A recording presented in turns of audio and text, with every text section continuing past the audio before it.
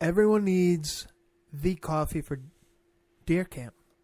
Everyone has a death wish for the game they're following.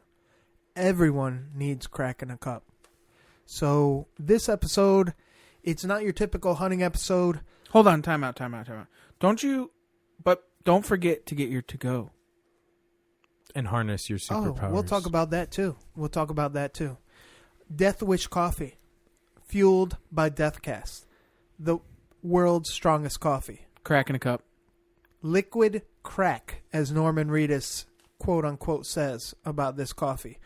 They made their stamp on Good Morning America. What is more American than Death Wish Coffee? There's a lot of coffees out there. A lot of coffee companies. And there's a lot of good ones that contribute to conservation. But there isn't any that don't allow you to not shit your pants in the tree neither. Yes. Even for someone like Ghost Hunter. Yeah, sorry, guys. Sorry. And you're going to have to tune in because, we're definitely getting into depth with the incredible Jeff on what Death Wish Coffee brings to the table and why they support the hunting industry and especially East Coast Bowhunting Podcast. This is not even raw, real, no bullshit. This is some real shit. Guy's a fucking rock star. He is. He's, and I never thought I'd ever say it about someone selling coffee. He's a fucking rock star. I'm just saying he's the man. Yeah, host of his own show. One of the most badass people that I know. Well, he's East Coasterner. East Coasterner? Oh, God. He didn't even drink tonight, guys. He didn't even drink. He had water. Water. But yeah, East Coast all the way. We're going to meet up in podcast land. We'll be shaking hands. I'll be giving him a hug. This is the real deal. You need deer camp coffee. You need a Death Wish. And they have a to-go one. Death Wish Coffee. What's the password? Elite Coast. All right, come on. What's up? What's the password? Elite Coast. All right. Come in. What's the password? Beast Coast. All right, come on in. What side? East side, motherfucker. All right, come on in. Why East Coast Bowhunting Podcast? Because neither one of us wear pink camo. East Coast Bowhunting Podcast. 4, 3, 2, 1. Look, man, I'm from Wisconsin, and I listen to the East Coast Bowhunters because you don't get anything more real than these guys. Because East Coast Bowhunting sets the standards for keeping its listeners informed on everything that matters in the hunting industry. Nice having somebody, local and represent the East Coast for us. The East Coast is going to saddle up. Number one source for slaying whitetails on the East Coast. Well, you might see Jesus if you actually do something, it'll get you into heaven. Why East Coast? Why not? I'm East Coast, baby. That's how we roll. Chew on that. Come on the show, a stranger, and you feel like one of the boys when you leave. Because I get my hunting camp anytime I want. There's some absolute monsters roaming the East Coast, and I think it needs a little attention, so why not bring it to the East Coast Bowhunters Podcast? Mad because East Coast is a tight-knit crew, and y'all like me. Raw, real, no bullshit. Because you guys are hometown boys. I love you guys. East Coast Bowhunting Podcast. This is Kurt Geyer with Working Class Bowhunter, and East Coast Bowhunting Podcast is the only hunting podcast I'll tune into. This is the East Coast Bowhunting Podcast. We are back at Slayer Club in the Dirty Water, Waterbury, Connecticut, where it's all good in the hood, hiding in the mountains of God's heaven. I'm your boy D-Rock here with East Coast Trev and Ghost Hunter. We make up the Beast Coast team that bleeds elite. But don't worry, we have the cure for the best result. Pun intended. This show is brought to you by Elite Archery. Make the switch, bitch. Too harsh? No. No? Beautiful. It's beautiful. All right, a little lighter. Okay, sorry. Make the switch, female K9. Take advantage of our promo codes. Ethics Archery. East Coast 10. 10, 10, 10. East. Death Wish Coffee, the world's strongest coffee. Fueled by Deathcast is their podcast, which we're going to get into a little bit later. Use promo code EastCoast10. East 10. Coast. 10. Gator Outdoors, outfitting the working class. What promo code is that? ECB10. There you go. Tree Thrasher, imitate the wild. Promo code 10. 15. Oh. East Coast 15. Sorry, 15.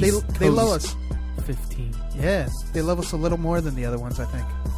And we have a promo code for WCB, Working Class Bowhunter. Use promo code ECB and save you some. ECB.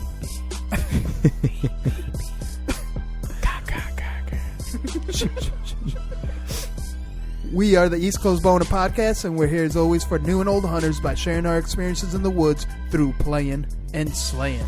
What's up? What's up, guys? Just another beautiful Monday. Where the fuck am I? The Slayer Club, player. I know lights are going on the roof. You walk in, you're almost fucking going into convulsions and breaking into a seizure. But don't worry, I got my pen with me. Medicinal pen. Where'd it go? Oh, it's right here. Hold on. When I drove by, I didn't know if it was a strip club or your house. The lights were shining so nice. It was, Well, I didn't turn on the red light. East.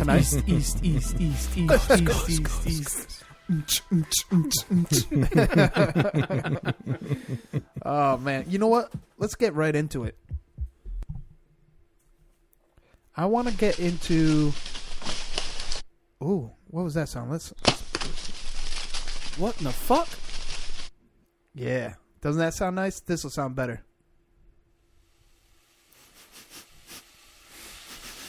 You smell that? I think smells like bacon. Maybe some deer bacon. Whoa. It's definitely some wild game product. Something's bacon. What's that called? Field to frying pan? Let's call it from the field to the frying pan. Hell yeah. So, Fuck the table. Ghost Hunter, enlighten us, man. I really want to kind of introduce you a bit better in the sense of, you've been friends with Trev for quite some time now, and we became friends in the past year. You were actually the beginning plan on our napkin plan that Trev and I came up with to be, back in the club. But, no, on some real tip is we really need to know who you are and your background a little bit more and what you bring to the table. No pun? No, the dinner table. Yeah. So just enlighten us a bit, man. Start from the beginning, your background, what you kind of bled into learning, and how you apply it to your everyday life. It was a blessing in disguise, this whole hunting part career of my life. I'd like to call it a career because I was cooking at such a young age with my family, and we were hunting at such a young age, started around 5. And shooting squirrels, shooting game, shooting, grouse, and going up to Vermont, snowshoe hunting at a young age. You get tough, and you learn how to cook tough meat really good. And you watch a lot of grandparents cook, and I watched a lot of old-timers cook, and I just itched for it. So it took my passion of hunting into another level that not only do I want to harvest something awesome, I want to now create something that tastes a flavor profile that people don't know. You need to wet your whistle with a shebeen? Yeah. There you go. Take it, man. Yeah. Take it. How the hell am I still getting phone calls if I have my phone on Do Not Disturb? I fucking hate that shit. It's because you have an iPhone? Nah, you know what it is? Not to interrupt. I'm sorry, Ghost Hunter, but it's because my phone is old. They're out to iPhone 11 now, right? So if you do the update, I'm telling you, conspiracy theory. But back to the story. Ghost Hunter. No, just a little rundown. Just really loved the whole outdoor hunting, cooking, field to frying pan. My 3 uncles are gangster bow hunters, all 3 chefs. Do they like Waterbury? They don't come to Waterbury. They don't discriminate. I don't think anybody comes to Waterbury. I was told to stay away from Waterbury. Actually, the funny thing is we're known for our food, ironically. Well, you know what? Now that we're talking about this. It doesn't matter what town you're in. It's the people, it's the place, it's what you bring to your building, to what's inside your 4 walls. Yeah, man. not to jump forward, but you know, jump forward to elaborating on your 4 walls. I've got 4 culinary degrees where I've run restaurants, owned restaurants, cooked in Italy, Michelin star chefs, you know, just competed in the Olympics in Canada, the Culinary Olympics, won a bronze medal with a team of 4. That's awesome. That's pretty badass. I didn't know that about you. I put myself in some weird shit around 20 to 24 years old. I was just traveling nonstop. When I was living in Europe, when I was in Italy, it was in October, man. Small game season. Pigs, pheasant, you know, rabbits. The guys were coming in the back door, dropping off fresh goats, fresh game. And we were just going ham. Having at it, just fucking around. I mean, you're in Europe. There's no rules in Europe back in 2006. You know, like there was free game, and I just was hooked ever since then. So I just turned into a full-blown addict.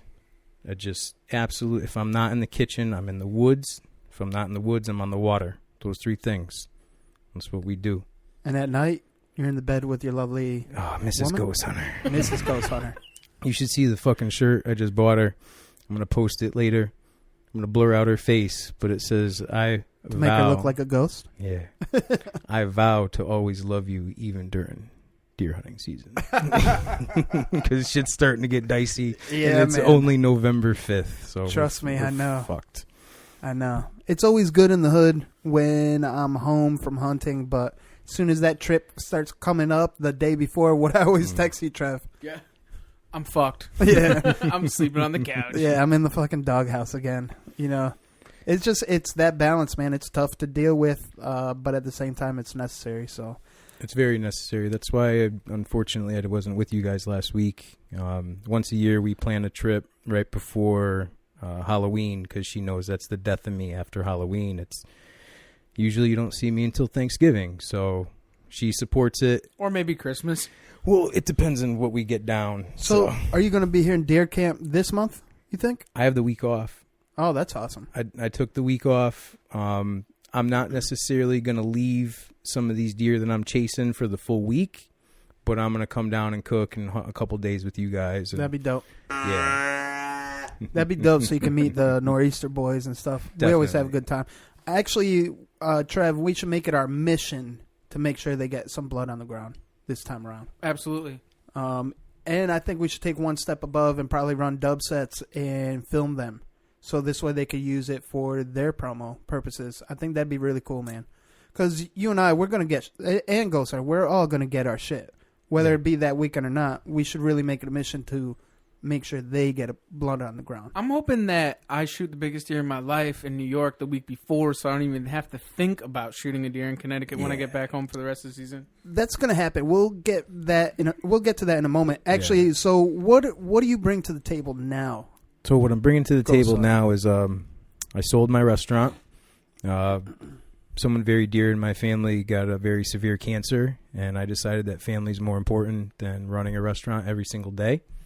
I wasn't able to hunt as much the last 3 or 4 years, so this is my year to dedicate it to my mother and dedicate it to me personally to hunt hard, to actually have a life again. So it's a big change for me. I'm still cooking. I got a whole recipe line coming out, cookbook. We're working on it. I got the time to do it. So I'm excited. You know, even though my mother's going through some shit, you know, she's a fighter and she's doing a great fucking job right now fighting this stupid shit. And I'm sure. Sorry, I get choked up. No, it's cool because what I was going to say, I can relate, man, because I lost my mom at a very young age at 16, and that was rough. But I can honestly say that if your mom sees you being happy, trust me, that's probably the best medicine for her. So for you to go back to like you being happy and self-care, that's probably going to be the best medicine for her to just kind of be at ease and just live her life too. Man, she had chemo today, right? I saw her before she left. She looks at me. She goes, "What are you doing?" I said, "I'm going to go hit the woods for about 7 hours." She goes, "Good luck. I love you. Get me bones." Because those bones have the marrow that's like nutrition-wise, these holistic doctors, they suggest marrow from elk bones and whitetail bones. What about Sika deer, mini elk? I think all wild organic marrow.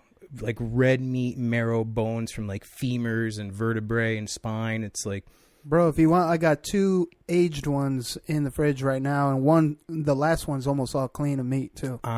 Absolutely, we should do it together. Yeah, you know, maybe we'll even do a seminar. We'll do a live cooking segment. That'd be awesome. I think that's what we should start. You know, Trev can be our official taste tester. Okay. You know, you know I know what? he's game. Hey, I got an idea. We could save all our asses, and we can cook for the wives. That'd be dope. Couple times a month. They get to hang out. We feed them. We wine them. We dine them. All of a sudden, we're cool for like 2-3 weeks. The rut's only 2-3 weeks. Yeah, you know? true. So we got a plan. Yeah, I like that, man. So, what perfect segue to, and that's beautiful, by the way. What perfect segue to go to? Shout out to the Whitetail Experience, out Midwest. I think they're Ohio boys, so they're Middle Easterns. Straight Middle Eastern. Yeah. Oh no, wrong. No, wrong that's wrong. Wrong Indian. Shit. You mean the alala, Yeah, right? yeah. That's what I meant. There we go. I was to say, Trev kind of sounded his tongue in something. And shout out to Whitetail Experience. They're all putting deer down on the ground, and I believe it was Byron that put out a post. What's the best tip that you can give for rutcation? And the first thing that I can think of, I mean, there's so many good tips out there, and there's a lot of really good comments on that question from that post. And the first thing that I thought of is, me personally, is making sure the at-home life and work is in order. So this way you can put yourself in the best situations for the rut. To elaborate a little bit is just make sure Mama Bear is happy. Actually, Byron said that. Remember what Brian Broderick said. Shout out to Brian Broderick from Day 6 Gears. Make sure Mama Bear is happy. Exactly doing that. You know, even if you suck at doing dishes or suck at doing laundry or you just suck, try not to suck. You know what I mean? Plain and simple.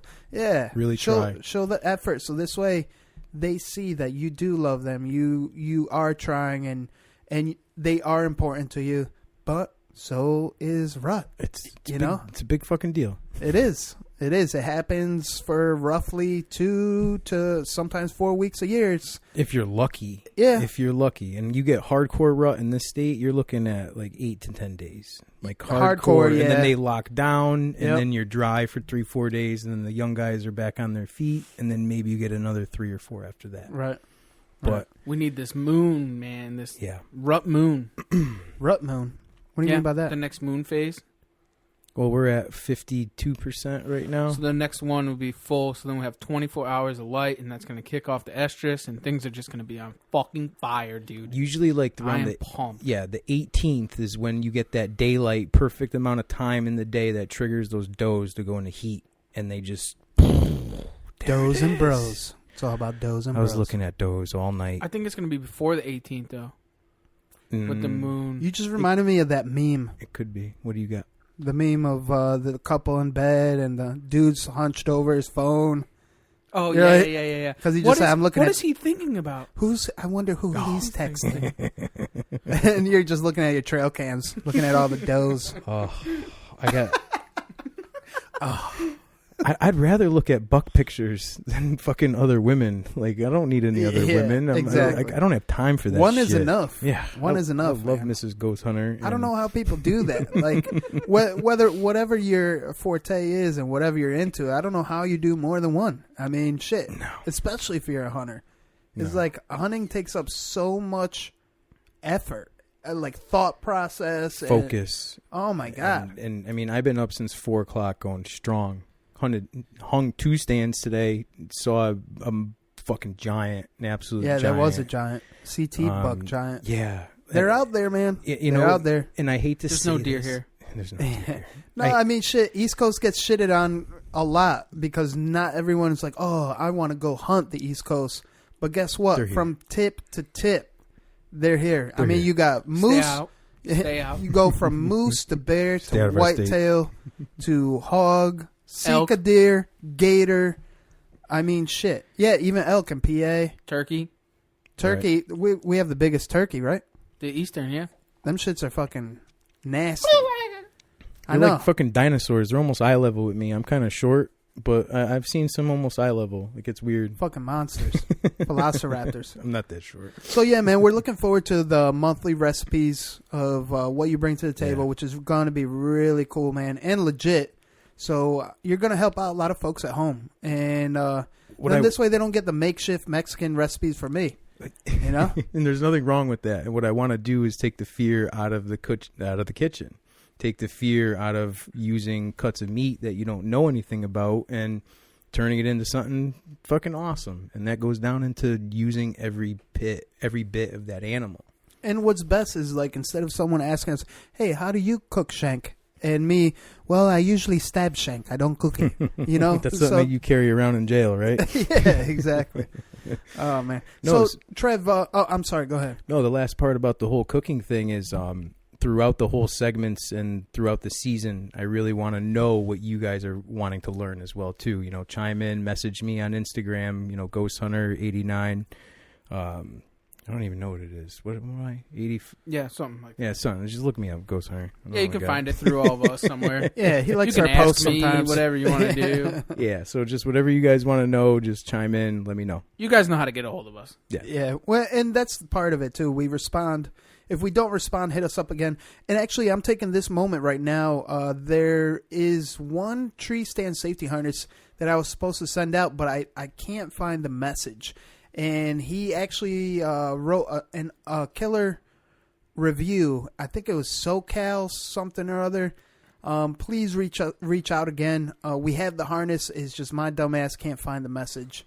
And we need to get you safe in the tree. So, Trev, Ghost Hunter 2985. That's me. All right. Go on. All right, so Ghost. So, Trev, we just released. Now it's probably going to be a week past. We just released the Wicked and Twisted Bowstring episode. What'd you think about Trader Jan's Wicked and Twisted Bowstrings and the family there? Oh, it was great. It was an awesome place, man. The camaraderie in the shop is just next to none. The people are the greatest. I mean, it's like, dude, I was sitting there, man, and these people would just come in and rent bows and shoot bows, and there's just people in and out all day. New people that have never shot bows, you can go in there and just rent, lightweight recurves. A kid even brought in his bow he made out of a maple sapling. That's badass. Yeah, dude, man, it was. badass. I mean, like, dude, it was kind of reminding me, because we don't have a lot of that stuff near us. That the deer check-in too. Yeah, the deer check-in. It's just all those things that we kind of lost here in Connecticut. It was all at Trader Jan's, dude, and it was so cool to see all that, man. Because I remember growing up in an archery shop and just fucking people in constantly, different people from all around are just in it, and it's just not like that no more around here, man. And it's just, I remember the check-in station at the local archery shop right near my house, and you would go there. We would go there on a Saturday morning after we were done hunting. Even if we didn't get anything, we would just pull in, and there'd be fucking 60 trucks there with just fucking deer everywhere. And it was just the coolest thing in the world, man. All the old timers just telling their stories. Everybody just telling their stories. They were all jacked up, all excited. And I think his name was Joe. When he got out of the truck and he was telling the story about the 6-pointer that he shot, Jack. Oh my God, man. It was just the coolest fucking thing in the world, man. It was like being in deer camp with this guy, and he just told us his story about this 6-pointer, and it just meant the world to him. And it was just so cool to be there and be part of that. And then just, there was so much shit. I mean, these guys are just so fucking cool. And involved. Yeah, I mean, and everybody was so nice. Like, I was trying to shoot the 40-yard in the back to get my HHA all sighted in with finding the right sight tape, and there was a guy named Steve that was in there. Shout out to Steve. That's because you haven't gotten your CBE yet. That's right. And so Steve was in there. He was sighting in his bow. Actually, he bought a CBE. He was sighting that in. Yeah, who sold it to him? Yeah. I sold 2 that day. Yeah. So he was in there sighting in his bow, and I was like, "Ah, man, I gotta." He's like, I was like, "Oh," I said, "You shooting? What yard are you shooting?" He's like, 30 yards, just trying to tune. And I was like, "Oh," he's like, I said, "Oh, I'll just come back after." He's like, "No, you're trying to get 40?" He's like, I was like, "Yeah." He goes, "I'll shoot 40 with you, whatever." So the guy just shot with me. We shot the shit. He was actually shooting serious arrows. Oh no shit! He had an OB bow. It was just cool, man. It was a fucking. We were there all day, man. We left the house at 7. And we didn't get home until probably 7 or 8 o'clock at night. We spent the whole entire day in this archery shop. It was so much fun. Jill is amazing. She's just fucking absolutely nasty with the bowstrings. And Steve, he's next to none for a bow tech, dude. The kid is just fucking. You mean Jonathan? Oh, Jonathan. I'm sorry. Yeah, I got Steve was the dude that I sold that site to. Yeah, that was the guy I was shooting. I meant Jonathan. What do you? What about the other hood motherfucker? Who, Theo? Yeah. Oh, who's Theo? I don't know how you King can forget Shaka. about King Shaka. This dude's nasty. Actually, I got gotten home and I'd watched his whole entire African video. It's like a half an hour long. That shit was dope as fuck. I know. Dude. Oh my god. It was and he's a newer bow hunter too. Insane. Yep. He just crushes fucking shoulders. Like, that's his thing. Just heart shots. Like, it's got to dump. He is just out of this fucking world. He says he has one Zeus broadhead. We're going to make sure he has more than that. I want to make sure that he fucking heart punches something with it, too. I'm going to make sure he buys an Elite. I don't have any Zeus broadheads. He's on the OB team. That's all right. He could be on the Elite team. Yeah. He's Elite Coast, too. Speaking of Elite, how about the young guy that came in who had bought a bow off one of his coworkers for $200? The E-Force. The E-Force. A 2007 Elite E-Force, man. Or 2006. No, 2007. Yeah, because 7 was origination. Yeah. It was fucking badass. It was cool because was that the only Elite that day? Yeah, that was the only Elite. But yeah, he came aside in from with ours. Yeah, he came in with that fucking thing. It was just badass to see it, dude. That's where it all started. You know what? It's so addicting, and we do spread that plague of positivity that here we are going into an obsession dealer, and they want to carry Elite now. They want to make the switch, bitch. You know what I mean? It's like they want to do it. The new young hotties in town. I'm just saying. And know what the biggest sell point was for all the bow techs there, and Jill especially, is she... I won't put her on blast, but she said the tunability and the shimless system would make her job so much easier. That's dope. That's dope. So, I mean, what do you think about Bow and Bridle? Our week coming up. Or actually, in podcast lane, we're probably there already. Yeah. Super pumped about it, dude. Next to none, dude. Just the four of us being in deer camp, meaning me, D-Rock, Garrett, and Caddy Cowboy under one roof sharing deer camp together, dude. It's gonna be something else, man. And I'm just happy to go up there and see Steve, and Steve Impey. Steve Impey and Marcus Mulhauser's gonna be there. He is gonna be there? Yeah, he said he's gonna swing up. Oh, that's gonna be dope. Yeah, Mr. Mulhauser. Shabeen. And there's just going to be some nasty fucking giant whitetails. Yep. I am fucking pumped, dude. Yep. What's dope about this place is none of us have... I can't speak for Ghost Hunter, but none of us have ever hunted high fence.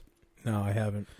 Okay, so none of us have hunted high fence, and this is something that Steve MP at Bow and Bridle has really poured his heart and soul into to try to create or recreate free range.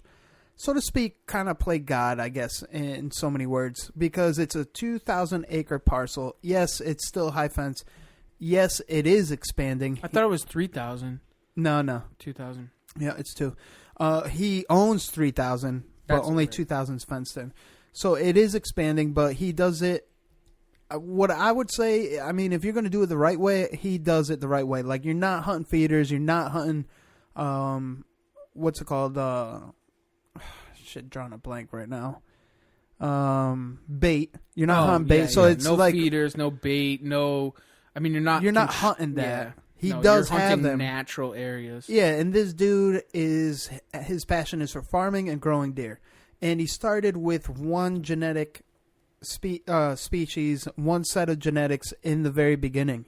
And now he's going after it to the point that he's so picky to even see who comes into his place to even hunt it. So it's not something like, he's all about the money, just trying to get numbers in. No. The management, the coal deer, even taking out as much as needs to be, as well as the monsters that get too old that they just need to go. Yeah, and not even that, but like what he's actually doing is if you were to have like infinity resources to build like the number one mecca of whitetails. Infinite, yeah. I mean, that's what he's doing. He has the infinite resources to build a place like we would all want if we had infinite money to build a place of a deer mecca. And he's catering to not just the high-end hunter. He's catering to the working class hunter. Yep. It's very reasonable, and you're going to have to stay tuned to hear more about it. To be specific, I believe Caddy Cowboy and East Coast Trev, you guys are going to be hunting on the outskirts. On the free range. On the real free range. While the Modern Assassin and I are in the cage, so to speak. This way, really, we're all doing a bunch of filming to show the comparison of the free range versus the high fence. So this way you get to see it. And you know what? The main reason we attacked this project, right, is because we've never hunted high fence, like I said just a minute ago.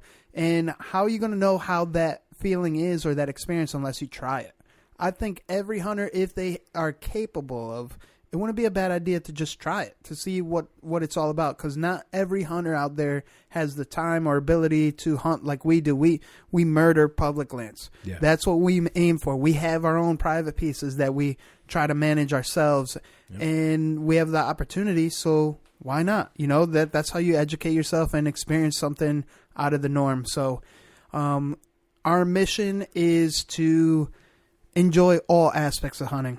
You know, and not even that, but getting the chance to spend a week with somebody who is so passionate, so educated, and so passionate about management and food plots. I mean, Steve is the one who Caddy Cowboy reached out to in building his food plots and what was proper to put in those food plots and the way to actually design where to put a food plot and how to put a food plot, which is another video that we're actually coming out with. To show you kind of like what we do and how we do it. And this was all done because of Steve. And if it wasn't for Steve, then we wouldn't have the resources we used to actually do our own food plot. So before we get our guest on the show, let's shout out to Tattooed in the Wild. Awesome folks out there. We have Dallas Brewer, the kind of mastermind behind Tattooed in the Wild, and Keith Chirac from Ohio, which is the dude that busts his ass in the field to get people that full experience. So to be clear, Tattooed in the Wild, when you hook up with them, they take you on a hunt. You experience a full-fledged hunt, whether it be turkey, whitetail, what have you. And after the full experience, you go to the Tattooed in the Wild studio and you get it tattooed on you to finish the experience. You got to check them out. This is a project that potentially was going to be on TV, and this is something you're going to have to tune into again because they turned it down for a very good reason. They're not about the glamour or the fame. They wanted to stay true to their roots, and they denied a TV series for a very good reason, and we're going to have them back on the show to explain why. So, Kills It Podcast. What do you think, Trev? It's amazing. Why is it amazing? I don't know. It's just a badass fucking podcast. It's Garrett Benner. I mean, what kind of... What more fucking... It's new. Yeah. It's raw. It's fucking real. No bullshit. And the best part about it, it's one of the first podcasts that... I mean, there's other podcasts that they record and they videocast. And again, shout out to Working Class Bowhunter. They're on Carbon TV where they do videocasts. I'm not going to... say, don't take my word to paper. I don't think that those videocast episodes you can listen to them on iTunes. I'm not sure. YouTube, yes, but I'm not sure about like iTunes or iHeartRadio. But what Garrett is trying to venture in is what you can hear on every podcast platform. You're going to be able to visually see it on YouTube. Specifically, and episode 01, because he had a pretty cool episode, but episode 01, he goes into detail on past couple week recap. He releases his first sponsor. Yeah, himself. That fucking That's jackass. yeah, Like, he had me on rolling. edge. I'm like, this dude's taking a sponsor? I'm like, he don't take sponsors. Me too. And he said myself. I'm like, this motherfucker got him. Yeah. Got him. I'm like listening. I'm like, who fucking sponsored him? I'm like, who? Well- Who? And then he's like, me, you fucking idiots. Yeah. Me. Well, he kind of lied, though, because he does have a couple sponsors. Yeah. Tack Driver, Zeus Broadheads, and Elite Archery. But it was cool that he got us. You know what I mean? He's the man. He's part of the Beast Coast team. And you know what? Enough of us talking. Let's get the incredible Jeff from Fueled by Deathcast representing Death Wish Coffee on the line. Death Wish Coffee Company. Welcome to Fueled by Deathcast. I love Jeff, but she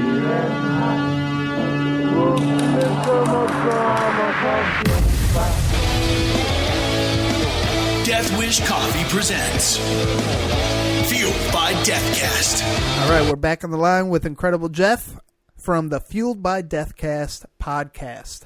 That is fucking me.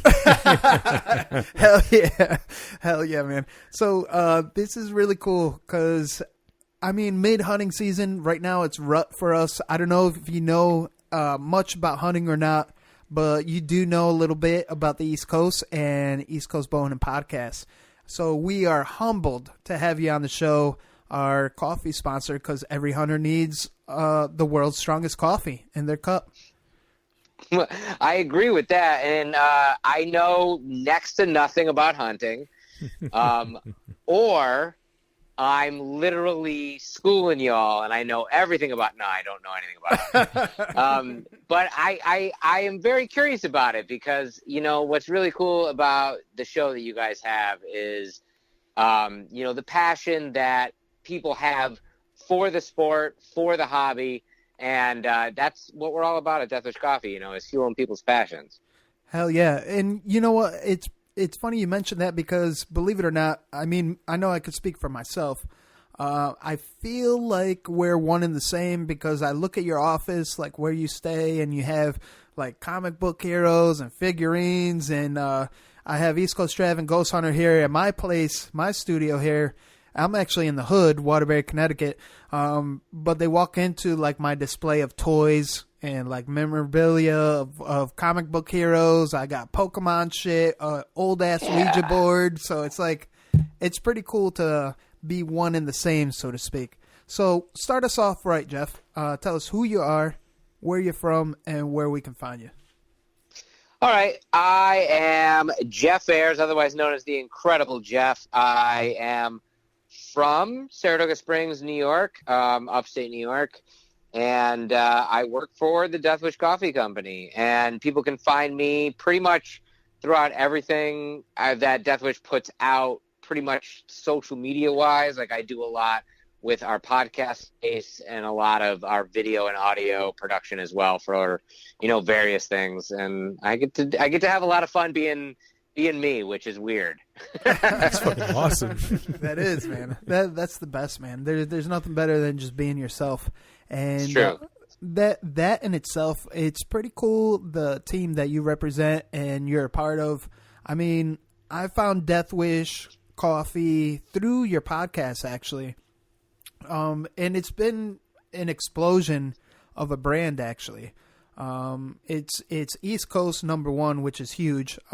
Straight out of New York. Where's home base for Death Wish Coffee?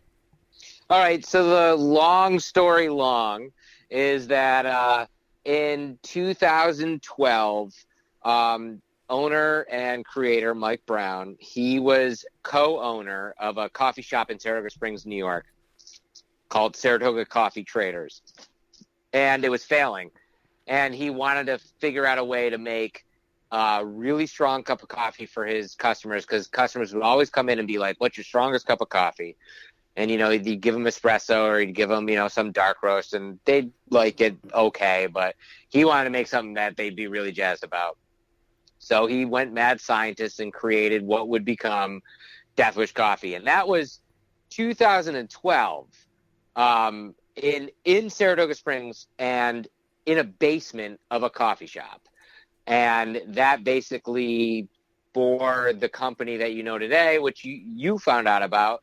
And through a lot of trial and tribulation, like one of Mike's favorite stories is that he was running that coffee out of the basement and, basically going sale to sale and leveraging those sales, getting people to review his coffee, tell other, you bought the coffee, so you tell 2 friends and they hopefully buy the coffee and they tell 2 friends and all that. And what that led to was someone on the production side of Good Morning America got Death Wish coffee and put it in the hands of the hosts, and then they wanted to feature the coffee on Good Morning America.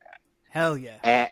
Which is amazing, right? Hell yeah. And they contact Mike, and Mike is, of course, like, let's do this. You come on down to the shop and you can interview me. And they do that. And granted, again, I just want to say again that the company is still in the basement of a coffee shop, hand packing coffee orders and all that.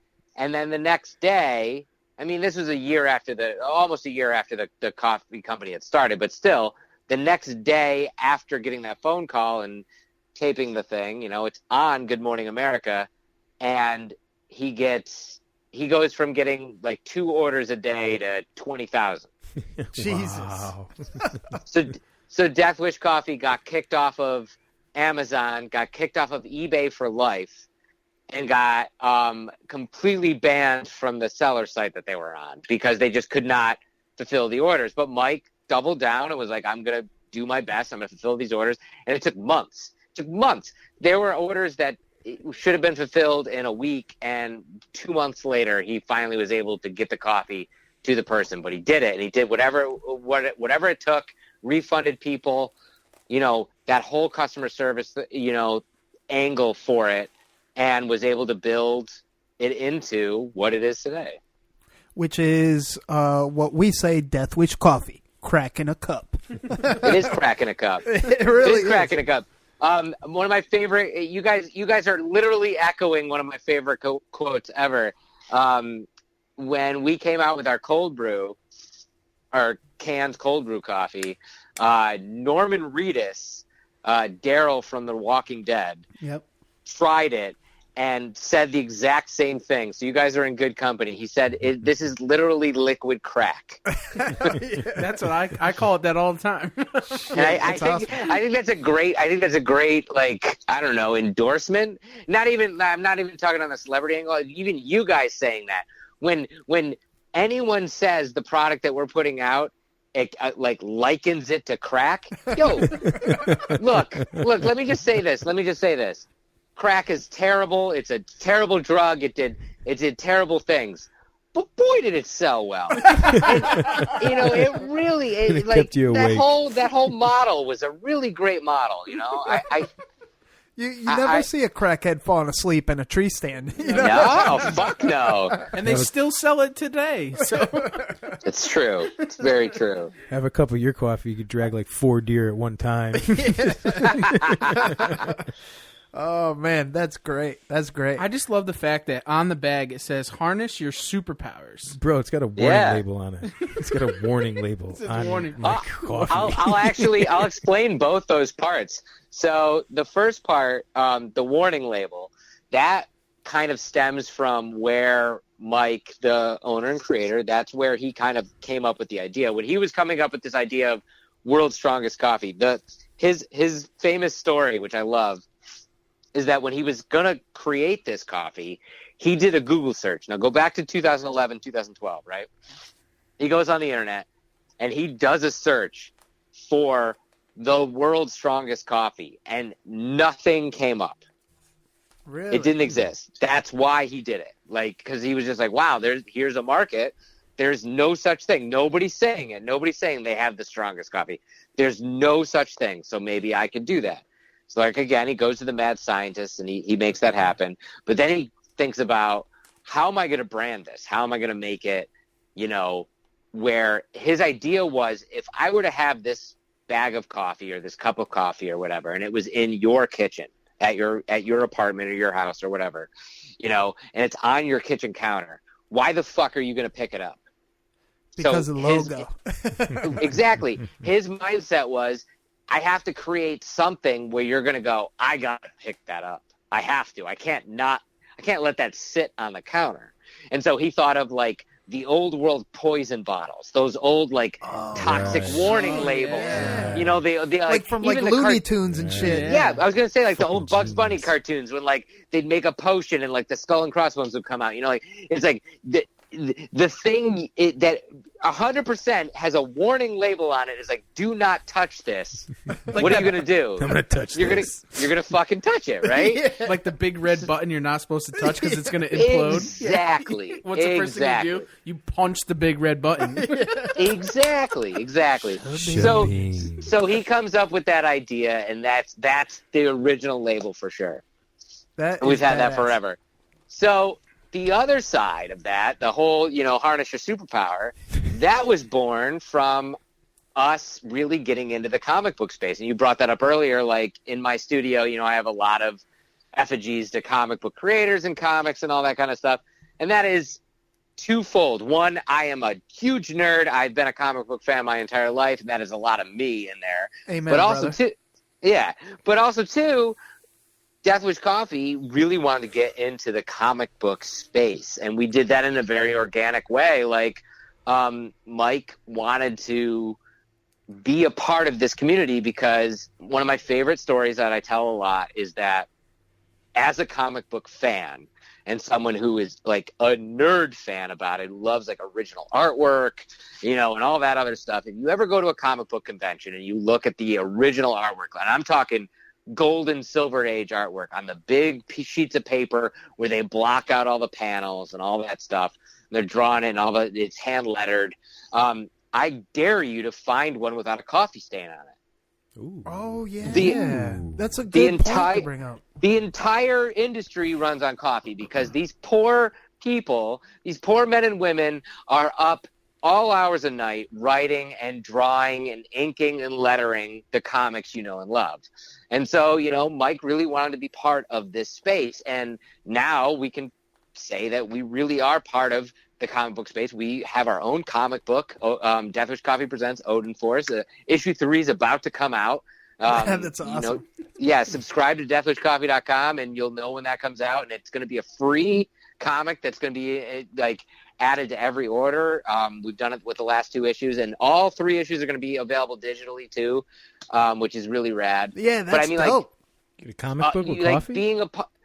That's awesome. That's the thing. I'll actually get to that in a second. I just wanted to finish by saying the reason why that exists on the bag is because we love that industry so much. So to harness your superpower is our love of the comic book industry reflected on our bag. Speaking of the comic, though, yes, it is a comic from a coffee book or a coffee company, but it has nothing to do with coffee. It is Vikings fighting monsters, and that's it. Awesome. That's badass. Yeah. That's badass. That's awesome, actually. I'm definitely gonna. I'm a nerd too. I don't want the digital copy. I'm not that big of a hippie anymore, so I want the paper in my hands. Well, good. Because I'll tell you this right now that all of your listeners can be super jealous unless they go to deathwishcoffee.com, subscribe to our mailing list, and then when they know it comes out, they can make a purchase and get a copy for themselves. But you guys got copies coming to you when they come out. So, hell yeah. So all your listeners can be freaking jealous of that. So. Appreciate that for sure, man. That's awesome. I'll read it while I'm watching and looking at no deer in Connecticut up in my tree. I was going to say, you guys spend a lot of time just in a tree doing fucking nothing. 7 hours, I bro. better give you some comics at least to freaking pass the time. There we go. We like that plan. Thank you. I'll be giggling in the tree. Oh, man. So, Jeff, how did you get involved with Death Wish? Like, what was your kind of entry to the whole corporation? Well, funny enough, it was the comic book world. I was writing and podcasting for a geek website called Fanboys Inc. And basically it was like a podcast network, but it was also like comic book reviews and movie and television, like nerd and pop culture, review kind of stuff. So I was writing blog space for them and also on the side hosting some of their podcasts. And we were also sponsored by Death Wish Coffee, which was great because my oldest friend in the world is a guy named Eric Donovan, and he heads up our wholesale division at Death Wish Coffee, and he's one of the original employees of Death Wish Coffee. And so I've known about the company for a while, and I just happened to be doing this as a hobby. It wasn't my job. I was cooking in restaurants and shit. And but as a hobby, I was, reviewing comic books and doing some podcasts, and we happened to get sponsored by Death Wish Coffee. And that was at the moment that Mike really wanted to try and get into the comic book industry. So I had a lot of these connections. So I kind of consulted with the company for about a year and a half almost, and helped them really get into the space. I introduced them to all the creators that actually create our comic book now. Ron Mars, the writer, actually is most well known as the creator of Kyle Rayner, who is one of the Green Lanterns. Oh, and sweet. And a couple other things. And so I got them in touch with that, and I also got them in touch with New York Comic Con, and was able to bring Death Wish Coffee down to New York Comic Con as the official coffee in 2016. So I was like auxiliary, like helping out the company, but didn't really work for them. And when I left that site and stopped working for them, that's when Mike approached me and was like, I would like you to come work for me and start a podcast, because I think that it's something that could be beneficial to a brand that is all about fueling people's passions, and add more, something entertaining and passionate for our fan base, but also bring other fans into it. And that's kind of like how I started officially working for the company. That's a pretty badass story, man, because it goes to show us, like, if you have the passion for something that you believe in, that just by naturally doing what you do best, which is being yourself, it brings better things. So it's a cool kind of encouraging story for everyone to just really follow what they're passionate about, which leads me to the reason why Death Wish is backing up our podcast, is because, in our world, the hunting industry or the outdoor industry, everyone has some type of go-to coffee that they go to, and we're kind of that. I don't want to compare ourselves to Howard Stern, because we don't compare, but we're like the outcast. We're the non-typical deer, if you will. Everyone has just to shout out a few contenders. Backwoods Coffee, Black Rifle Coffee, Hunter's Blend. It's all revolved something along with hunting. Whereas Death Wish is we're East Coast and hardcore. We're like the hardcore hunting house of the East Coast, and we represent it from tip to tip.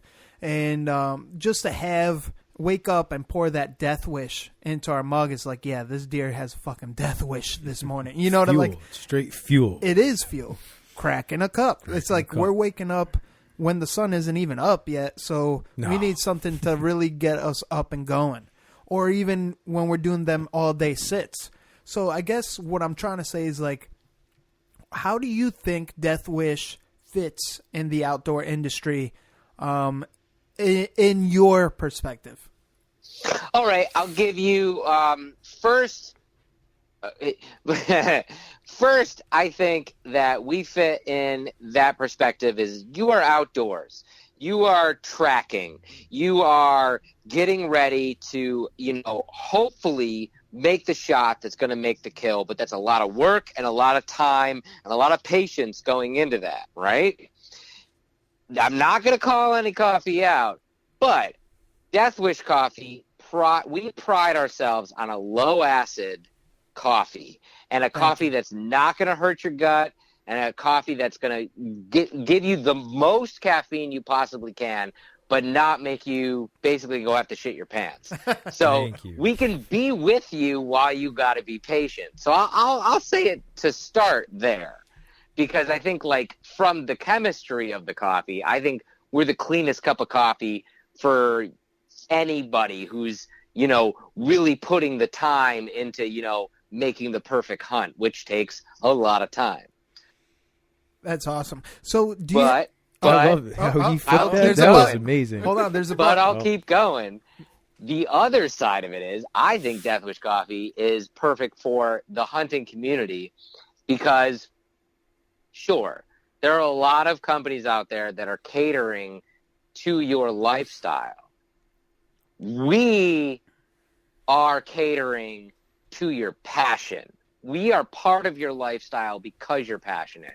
If you want to go hunt, or if you want to go be a nurse and save lives, or you want to go overseas and fight in our military, or you want to just sit in a dark room and code video games, I don't care what it is, whatever you're passionate about, that's what our coffee's about. And that's why we want to be with the hunting community as much as anybody else.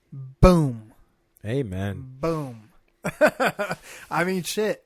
I have nothing to say after that. You know what I mean? Just ruined. But also the not just pooping melted stuff. my face. Go back to the not pooping stuff. I really want to hammer that home. That we're not going to make you poop a lot. And that right there is sales tomorrow. We're just going to. Yeah, we could. You just right there is a huge fact that you're not going to. Your stomach's going to be okay. You're not. It's going to be okay. You can stay in that tree for 14 hours if you need to. Mm-hmm.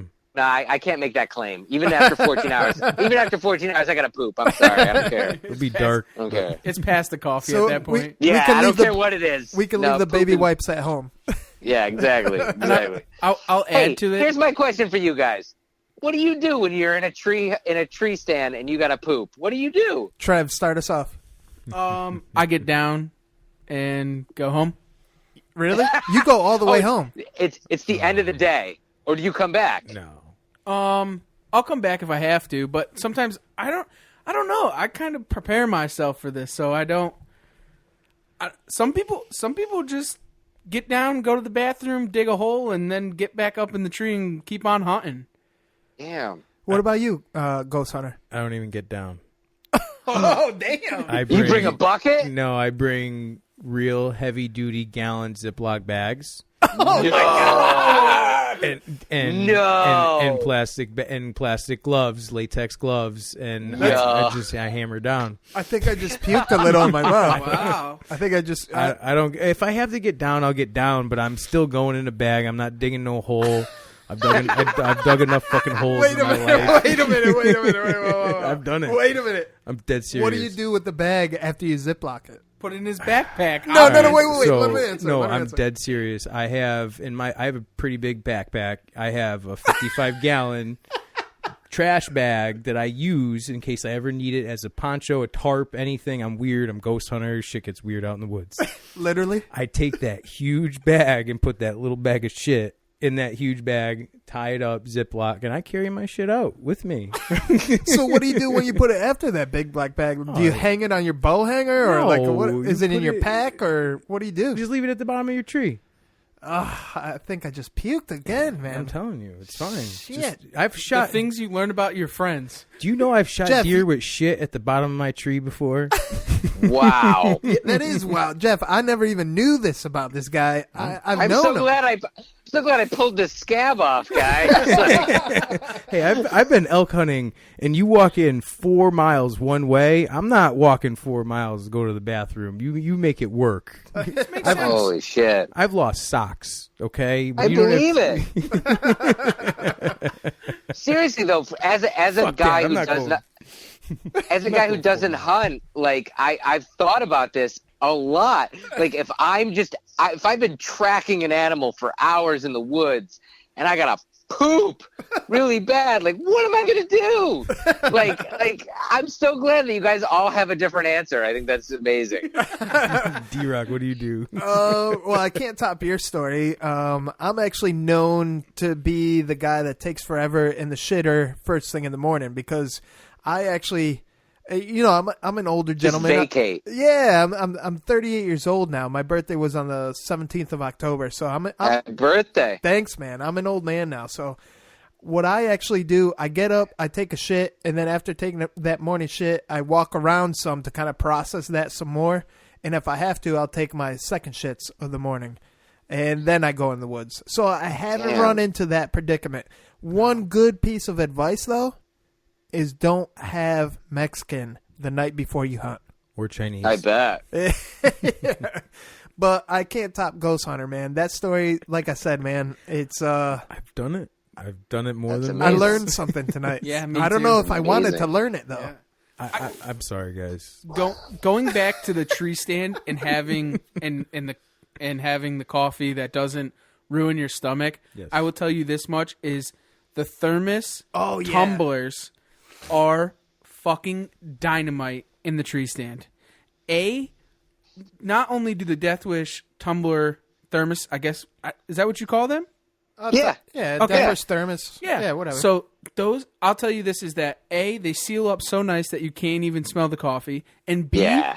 I've gone like 6 or 8 hours with the coffee in there, and the shit was fucking hotter than when I put it in there, I swear. No, I swear too. It's a fucking great company. Clean Canteen. We work with those guys, and like, yeah, the first time I ever had one, I forgot. I drove to work at like 8 in the morning, and I forgot my coffee, and I got out of work at like 5 at night or whatever, and it was hotter than it was in the morning. It was ridiculous. I got a crazy story about those, and so I had my tumbler, and I am a fisherman. So I left it on the fucking dock, right? And it gets knocked off the dock, and now it's bouncing around in the rocks in the ocean. Okay? I get back, I open it, I take a sip of it, and it was still fucking hot after I've been bouncing around in the ocean for, no salt water. for 6 hours. Wow. And I have a good marketing aspect that you might appreciate is the way his thermos looks now. It looks more patined. I think that's a good look for it, man. I was like, oh, wow, where'd you get the special edition thermos? He's like, oh, I just found it in the sea because it fell off the dock. I'm like, Yo, send me a picture. I gotta see a picture of this. Straight up, man. When Straight up. It's at home. When I actually we will be able to send it to you because it is in my car today. So when we're done with the podcast, I will make sure to send you a picture. Excellent. That's ridiculous. That's so funny. Oh, man. That's so funny. Hey, I gotta say, you guys will be excited to hear about this. Not to be super business selly, but this just makes sense. This week on Thursday, actually, Death Wish Coffee is coming out with our brand new On the Go kit, which is kind of perfect for hunters and campers and all sorts of stuff. It's canvas like bag, like think like almost like a shaving kit bag, you know, like that about that size, and 2 camper mugs come in it, and 10 single serve pour over packs of Death Wish coffee come in that as well. So all you need is hot water. So if you have like a thermos of hot water, you could literally brew a pot of coffee in a tree stand right with you, or 10 pots if you want. Damn, deer that's camp. dope. That thing's sick for deer camp. Yeah, that's dope. Yeah. When does this come to life? Yeah, Thursday. It comes out. It comes out on Thursday. I will make sure that you guys get one. That's awesome. That's awesome because we're hunting a preserve in Saratoga Springs, and we're gonna make sure to come shake your hand, man, for sure. Yeah, definitely. I'm more of a hugger, so just be prepared.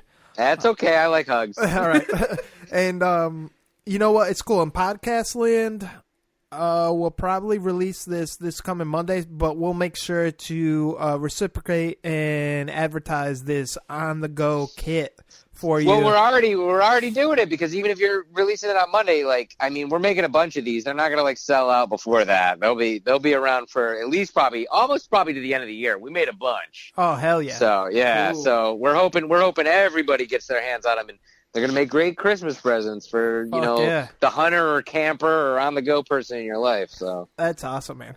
So what better time to segue into Fueled by Deathcast? I know that's kind of like a curveball real quick, but this is a really cool show. Like, I'm a huge fan of it. Again, I found Death Wish through it. I'm a big podcast listener. Nowadays, I don't really listen to too many hunting podcasts, only because I don't want to be influenced, but I love listening. Understand. Yeah, I love listening to other podcasts, though, because I like to kind of take away what I like out of it, because, for example, your podcast, it's really trendy in the sense of you guys are all over the place, and that's kind of what we are to the hunting industry. And, like, to be specific, I have a music background, and that's what I did primarily before all this. Having Rich from Guns N' Roses on, that was dope as fuck. You know what I mean? Yeah. Also, another favorite was Sadistic, the underground dude breaking out. Yeah. He's more poetic, but breaking into the hip-hop scene. I'm like, that shit's dope as fuck. So, and then not only that, getting Coffee into space, like, dude, are you kidding me? You know? So please enlighten us with Fueled by Deathcast and how you even approach it, because it's just badass.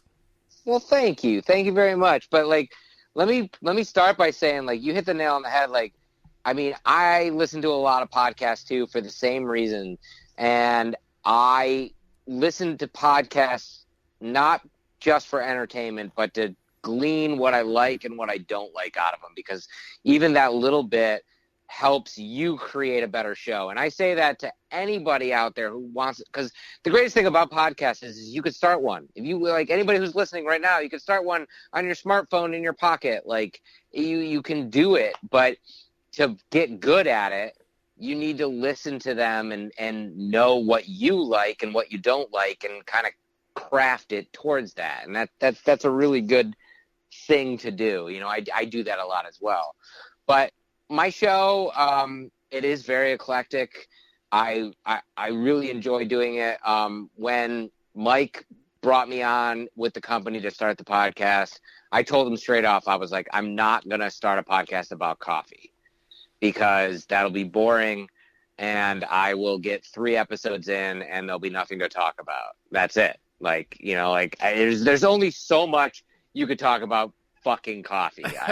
I don't want to do that. But he built his company on fueling people's passion. So I was like, let's use that as a theme. So it's all about, you know, what the through line of every episode is what fuels you. And everybody I talk to, it doesn't matter who you are or what you do. I just want to know.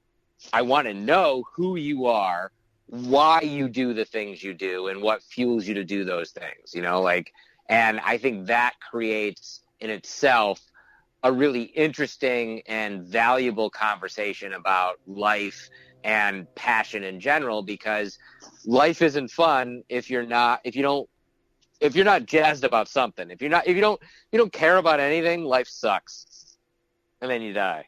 Right. And whatever, you know, like, but I mean, like, everybody's got something, even in a dark corner, that really gets them off and is just, man, I really like this. And it could be the thing that you make money on. It could be your job, or it could be your hobby, or it could be none of those things. It could be like this thing that you get to do once a year, but it's the coolest thing and you love it so much. And that's what you're really passionate about, you know? And I think passion incites this really cool conversation about life, but also about inspiration and, you know, the power of intention and suggestion and magic and all of that. And I think, not to get so off the topic, but that is how eclectic this show has become. And it's a lot of fun to do, because, you know, it brings me to a lot of different avenues. You brought it up, like Sadistic. I never thought I'd talk to someone like that. And he's hip hop, but he's so poetic. He's so off the cuff, you know, and avant-garde. And then to another side of the spectrum, you got Richard Fortus, who literally plays in Guns N' Roses, which is one of those bands that people in every country knows their name. You don't even know like how to speak English, maybe, but you can say Guns N' Roses, you know, like, because it's Richard Forty, exactly, Guns N' Roses. It's one of those terms, like it's like, so, you know, like, the spectrum of all of that, it's so amazing to be a part of a show like this and be able to create something that I feel is leaving its mark on the world and bringing something into the world, but it is also being able to bring the story, the passion of people from all different walks of life, no matter what it is. And, you know, to end that harkens back to the theme of the show. Fueled by Deathcast is because we are all fueled by death. We all are fueled by the end game. We are all going to die. We all know it. going to happen. And we all want to leave this world maybe just a little bit different before we inevitably just leave it for good. Word. Wow. Really, really well put, man. And I do have to. I love the evolution of the show too. That now you put in like a little mini series of the science mini series. I think you release on Sundays now, right? Yeah. That's pretty dope, man. Thank you. That stemmed from really like taking a hard look at the show, and I'll give you a little bit of backstory. Like when Mike hired me to do the podcast, it was basically like, let's do a podcast, which is an audio thing. So we had this idea for the Fueling Your Passions and an interview-based thing, but we were like, let's pack it with as much entertainment as possible. And so if you listen to the first, I think 40 or 50 episodes, I don't remember when we actually stopped doing this.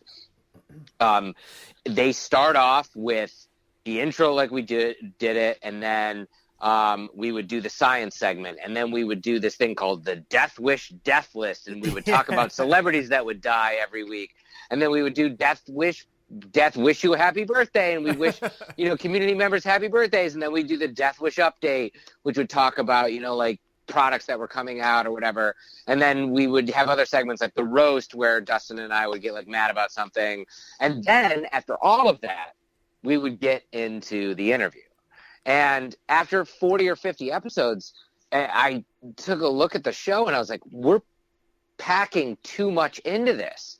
Like if someone's tuning in to listen to Richard Fortus on the show or whatever, they're sitting through maybe a half hour of stuff they don't give a fuck about. Right. And they'll skip right through that shit, yeah. Or maybe they give a fuck about that and they don't give a shit about who I'm talking to that week. So I just thought, I kind of came to the conclusion. I was like, wow, there's a lot more to do here.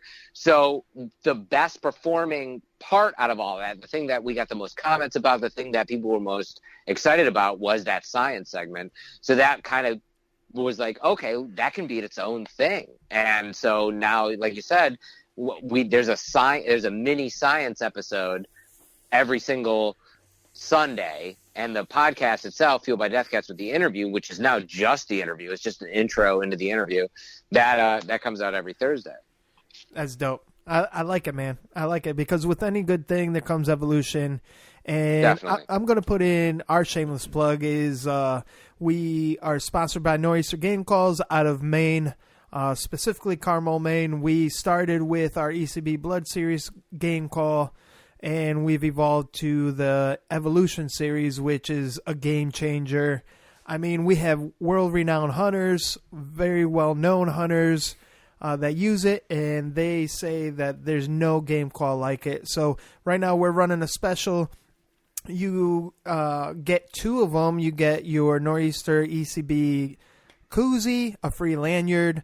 I know we said up to November 1st, but guess what? Just drop East Coast Trev, Ghost Hunter, or my name, D-Rock, and just say that we said you still get that feature, and you get them for free. I'm sure Mark at Nor'easter Game Calls will not disagree, so get on it. The rut is here. It's here. So that's very exciting. We need our Death Wish coffee to keep us running and fueled. So this way we can continue doing what we do best, which is put blood on the ground. I mean, in a way, Jeff, we're fueled by death too. We want to get those animals on the ground. Damn right. Shit, man. So I have a question for you. Not that I won't say, do you ever see yourself hunting or whatnot, but what's your perspective on hunting in general? Like, how do you see it? Because you're not a hunter right now. Right. Do you see it being an important part of, like, the circle of life? Or do you even see yourself getting outdoors and getting more involved in the sense of conservation? Because conservation can be anything. The camper, even paying for permits to go through national wildlife refuges. I mean, how do you look at the hunting industry or the outdoor industry as a whole? I guess that's a couple-fold question. Like, the hunting industry as a whole, I think is needed. Like, I look at hunting like farming or woodworking or skills that need to be passed down generation to generation and need to be known. I feel, even though it's something that I don't do, I don't think that it is undervalued, or it should be undervalued. Let me say it like that. I don't think I will. Hunting isn't for me. It's not something. Again, I want to preface that by saying, like, I think that it's valuable. It's not the way I'm wired. It's not an animal thing. It's not I don't know what it is. Maybe it's a patient thing. I'm just not patient enough to want to fucking go for that. Even like video games that like I'm a big video gamer, and when you have to fucking hunt in a video game, pisses me the fuck off because I have to wait for this shit. Like, I want to just take my sword and just stab a deer, and like I can't because I gotta wait in the bushes, and like I gotta fucking be downwind and all this garbage. And like I just fucking hate it. Like, and that's just me. But like in a real world situation, like I really think like, you know, hunting is a valuable skill, and especially in conservation. And I totally agree with that. Like, in, you know, creating an ecosystem and keeping an ecosystem alive and like conservation. I'm against people who don't take it seriously. And that stems from people who want to go hunting with, you know, semi-automatic weapons, to people who wanting to go to the far reaches of the world and hunt an animal that just doesn't need to be hunted. I think that's where I draw the line with hunting, but I think everything else about it is valuable. It's a skill that shouldn't be lost. You know what? That's really cool that you mentioned that, because we don't, obviously this is a hunting podcast. We don't get too many non-hunter guests on, and we really appreciate you kind of giving us your perspective, because we don't know what a non-hunter thinks. Yeah, because it's our everyday. So it's very cool for you to bring that up. Like, what you brought up, hunting with automatic weapons. What deters you with that? Like, what's your first? Because it's on every hunter's mind. Like, what is your first reaction when you see something like that?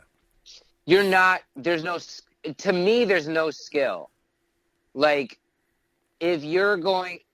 You guys are a bow hunting podcast. You guys are going out there like predominantly hunting with bows, correct? Correct. Yeah. Correct. Yeah.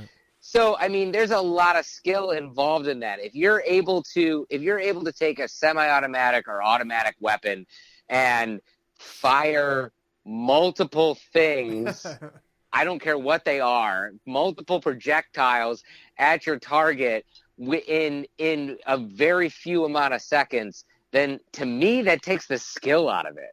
Okay. Because again, I hate hunting in video games, but if you give me a bazooka or a frickin', you know, Uzi, I will just fire in the direction of the thing that I need the achievement for, and I'll get it. And it's like, great, okay, I got that achievement. I got my hunting achievement, and I'm done with that. I don't have to worry about that. Right, I feel like hunting should be a skill. I feel like if you are going to fell an animal, then you're doing it because you had the skill to do that, not because I fired in the general. I depressed a trigger in the general direction, and an automatic weapon did the rest.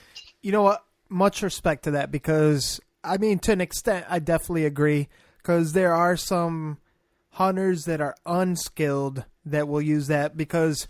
A good example of that is like hunting hogs from a helicopter with a fully automatic weapon.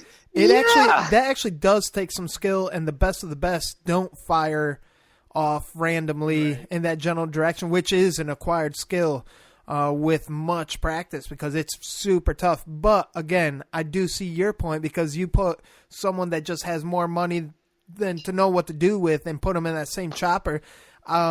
Specifically, the modern assassin, our Beast Coast #Beast Coast teammate, He was involved in a particular hunt. I won't get into detail because I don't know if this should be said or not. But he got in a situation with someone that was supposedly skilled, and eventually that gun was almost pointed towards him. Jesus. Yeah. Because, that's what I mean. Yeah, that's exactly, what I mean. Exactly. So I definitely understand what you're saying. So before we get into it too much, I'm just curious, for a non-hunter point of view, what species in your head shouldn't be hunted? Because this is good information right now. You know? I mean, look. I just not. We could go the conservation, animal activist route, and I don't really want to go that far down into it. No, of course not. For real, animals that are only hunted because for the reason to say I hunted this animal, and that same animal, there's only, let's say, 100 of those in the world. Right. I don't think that's fucking worth it. Right. Like, you know what? We've already hunted, or maybe we haven't. Maybe their predators have hunted them to that point. You're not proving fucking anything at that point.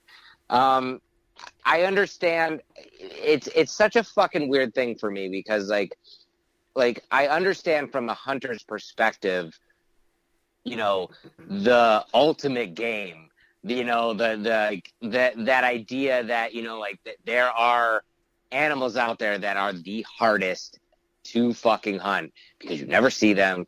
And when you do, you have to fucking hunt them from, completely different areas. And it's the craziest thing in the world. I understand the allure of that, but I just feel like the idea of hunting something for the pure fact of just saying I did that, to me as a non-hunter, it's like I would want there to be, I was skilled enough to do this, but also the animal was worth it to hunt, and not just because there's only 10 of them in the world and I got one of them. Right. It was really hard to find them because there's only 10 of them. So a lot of the times I think there's a lot of misconception of this is that lions, for example, right? So a lot of people, that's a huge thing for us because of Cecil and the person was from Connecticut, so on and so forth. So I'll just use that as an example. They'll say, you shouldn't hunt lions. Well, a lot of the times, a lot of those countries and a lot of people from, say, America, for example, they don't understand that the population of those animals is so high that they need to be hunted there.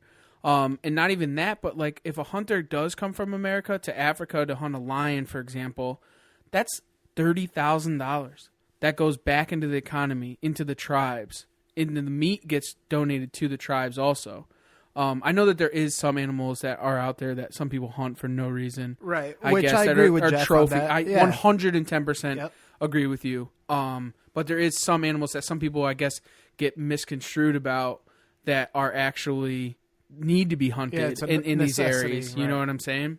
So I totally do. And I do want to say again, that goes back to what I was saying about conservation. I am all for hunting when it comes to conservation. If it is helping an ecosystem, it is helping a region, and there is a need to hunt. I mean, we're talking East Coast, God damn it, kill the deer for the love of God.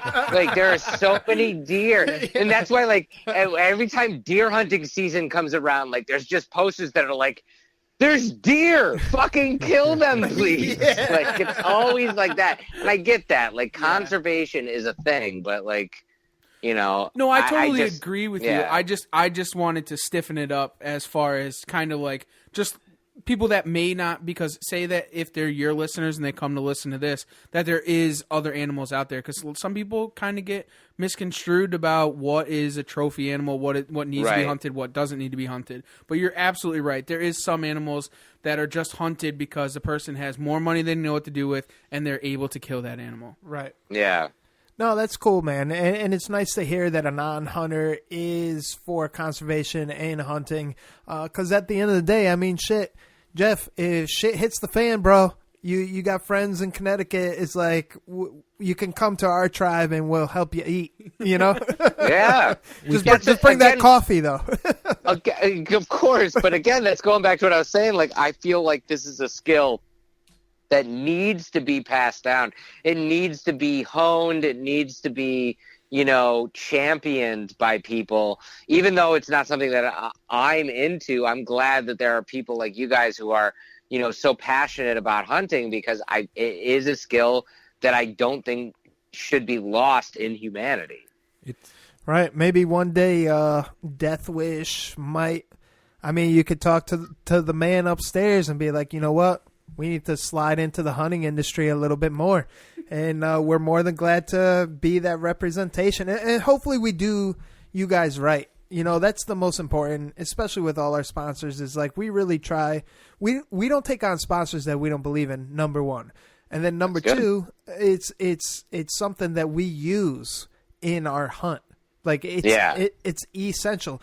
It's so strong of a coffee. Truth be told, as soon as I'm done drinking it, if I'm able to, I mouthwash.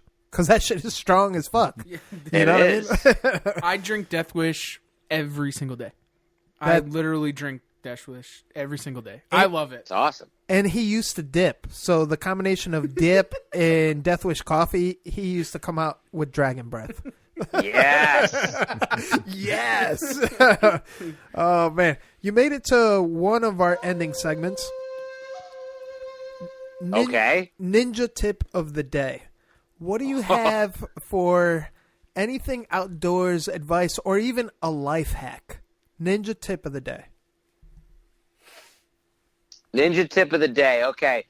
This might not be a ninja, but it is. You know what? This is my ninja tip of the day. I always think of this. Always be aware of your surroundings, and that is not just from the idea of, know what's around you. I mean, know what's behind you, because no matter where you are, I don't care where you are. I don't care if you are in the woods. I don't care if you're in downtown Los Angeles. You can find an angle where you can see behind yourself, whether it is a window or it is the way, like, you can kind of like post up on a tree and look behind you. You can always see behind yourself, and you can always know way more than what you actually see. And just be aware, because it's scary out there. And this is coming from a kid who got beat up a lot. And so you always got to know what's behind you. That's all I'm saying. You know what? We say this pretty often, but that is an excellent ninja tip, man. It is. No, it's real. It's as real as it gets. It is real. It is. And I mean, I'm halfway joking. But I'm halfway telling the truth, because if you really look for it, you really can post up and make sure that you even know what's behind you in all 360. Like, yeah, man. Tomorrow, halfway through my hunt, I'm gonna be looking behind me. Never looking for myself. Know that deer's gonna fucking just come up behind you. Yeah, exactly. And I'll shoot him. I like that, man. I like that. Jeff, is there anything you want to kind of put out on the table before we start wrapping this up? That our listeners, including maybe the listeners, to be like, hey, I was on a hunting podcast, check them out, like that you want to just disclose on the show? I mean, I'm just so glad that you guys asked me to come on. Like, I think what you guys are doing is fucking great. I hope everybody who's just tuning in maybe to hear me is going to listen to your podcast now, because it's super entertaining. Like you said, you guys are all over the place, which is great. You aren't just the run-of-the-mill hunting podcast like, so what'd you hunt today, Phil? I don't know, maybe a deer, like, nah, it ain't fucking that. You guys have fun with it, and it's awesome. And I hope that, we both continue to podcast forever, because it's a lot of fun. Amen, brother. Amen to that. I like that. Ghost Hunter, hit it.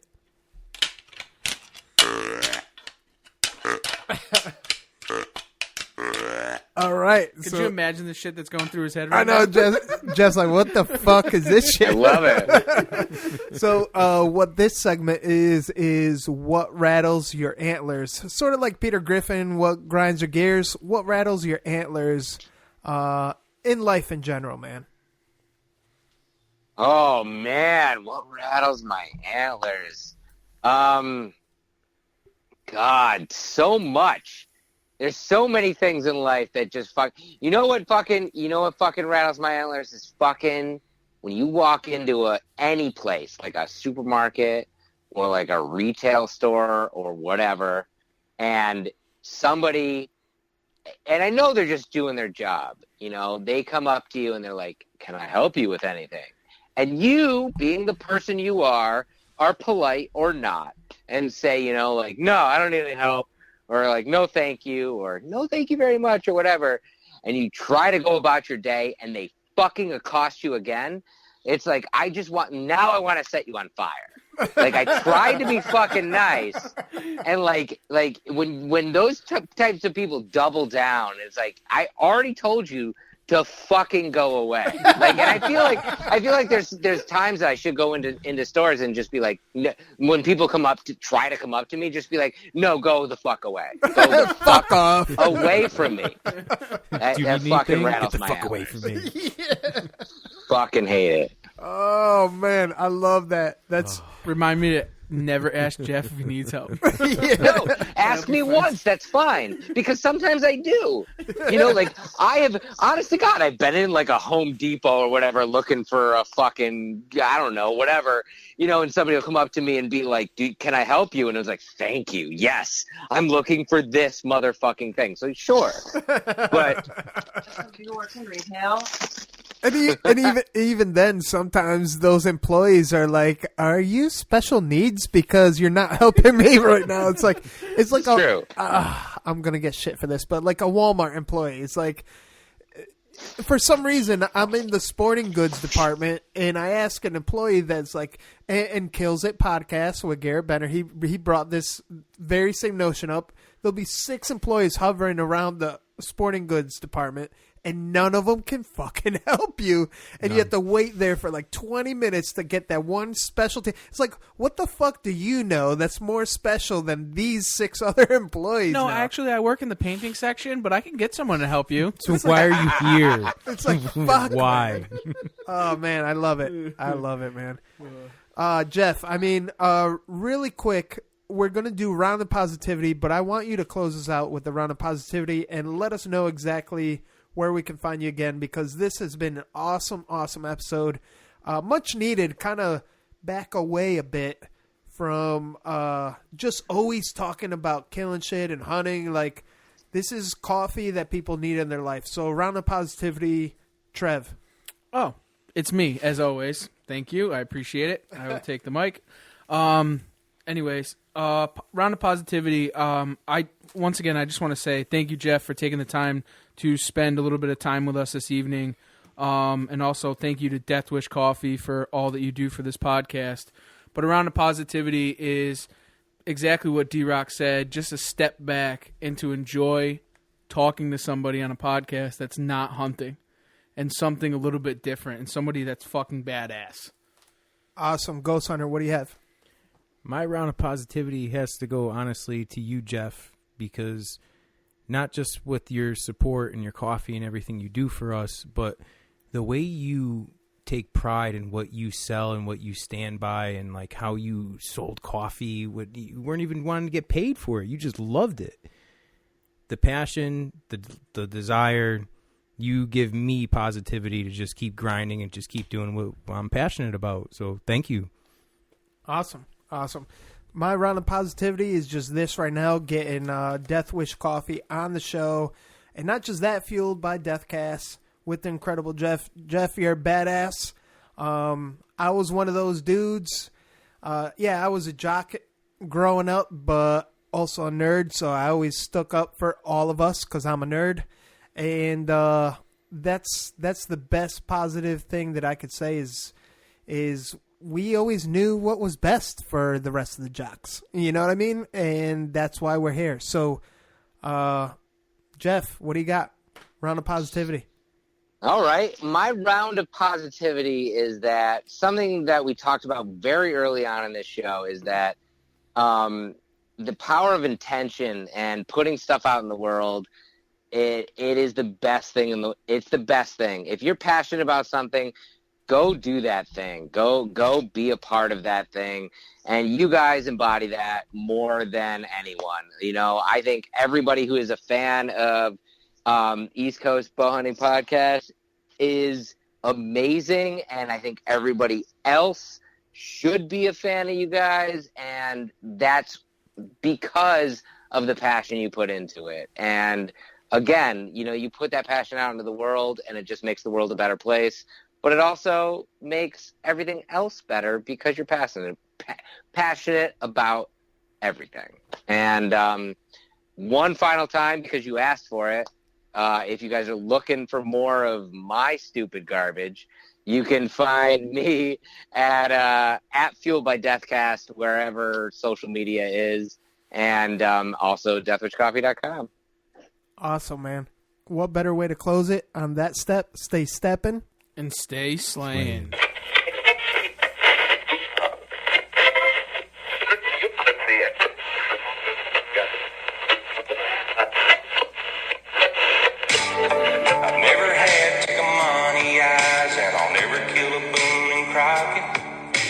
Try to let a few doors walk, but if that freezer runs low, I gotta stock it.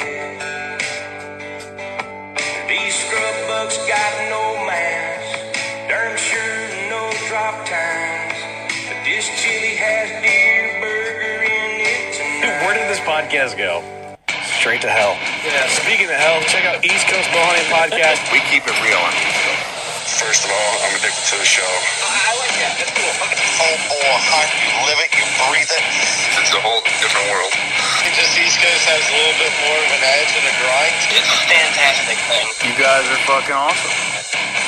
Well, number one is you guys like beer. I want to feel like I'm hanging with the boys.